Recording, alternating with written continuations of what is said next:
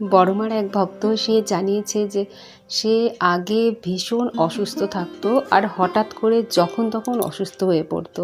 একদিন সে বড়মার এক ভিডিও দেখে, বড়মার মহিমার কথা জানতে পারে, জেনে সে মন থেকে সেই দিনই বড়মার কাছে প্রার্থনা জানিয়েছিল।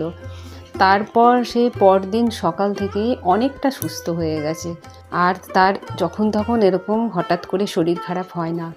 সে অনেক সুস্থ হয়ে গেছে বড়মার আশীর্বাদে আর বড়মার কৃপাতে এটা সম্ভব। একদিন কেন, বড়মাকে মন থেকে ডাকলে, বড়মাকে ভক্তি ভরে ডাকলে আর বিশ্বাস থাকলে কয়েক সেকেন্ডের মধ্যেই বড়মার কৃপা পাওয়া যায়। ভক্তি ভরে বড়মাকে ডাকতে হবে, বিশ্বাসটা দৃঢ় রাখতে হবে, আর ভরসা হারালে চলবে না।